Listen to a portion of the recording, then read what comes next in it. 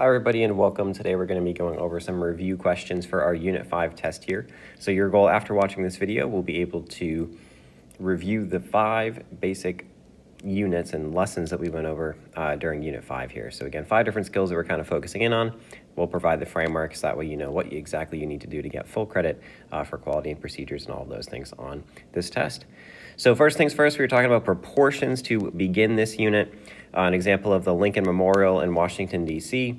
They're giving us a length and a width. I always find it's helpful to draw these things out. So we'll say that length is 57 meters and width is 36 meters. We want to make a scale drawing that's significantly smaller using a scale of 15 meters to 1 centimeter. So in order to do this, again, making a very small drawing of this exact same thing, we need a width and we need a length. So we're going to have to calculate these individually one at a time here. So we know that for length, we have 57 meters in the real world over X centimeters. And then our scale is 15 meters over 1 centimeter. So we're trying to see in proportion how we would set this up. And this is specifically, again, to solve for length. So just like we've done so many times, we're going to cross multiply here. So we'll end up with 57 times 1. And then on the other side, we'll end up with 15 times x. We can go through and do the multiplication. So 57 equals 15x. And then that last step here is division. And we can leave that as a fraction. So we'll have 57 over 15 as our x value, and that unit is centimeters. And that is going to be our length.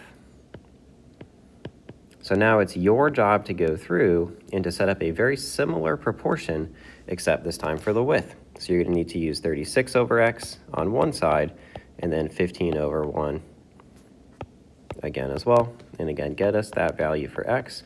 What is our width? So that's your job next.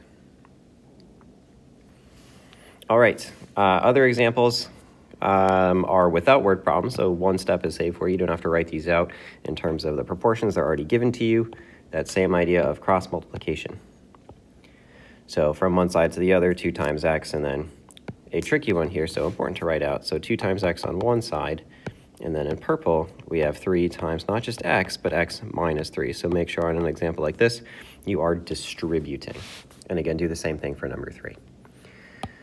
All right, our next set of skills looking for similarity, and we had a bunch of different theorems here.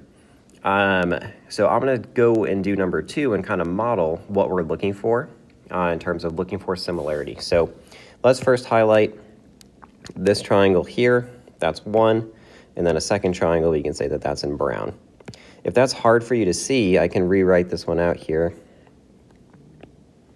This is our PQR. And it's a 4 to 4 to 6. And then in brown, they give us much bigger here, PRS. And this is a 6 to 6 to, there's a length of 9 on top there.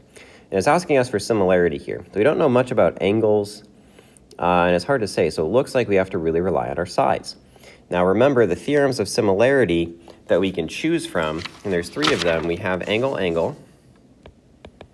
We have side, side, side, or we have side, angle, side. So we have to choose one of these 3. So we're trying to see, again, no real information about angles here. Maybe, is it going to be side, side, side for this one? But the only way that we can prove that is by setting up some proportions. So let's start off with our bottoms here, 4 over 4 and 6 over 6. Do our cross multiplication from side to side here, and we'll see that 24 equals 24.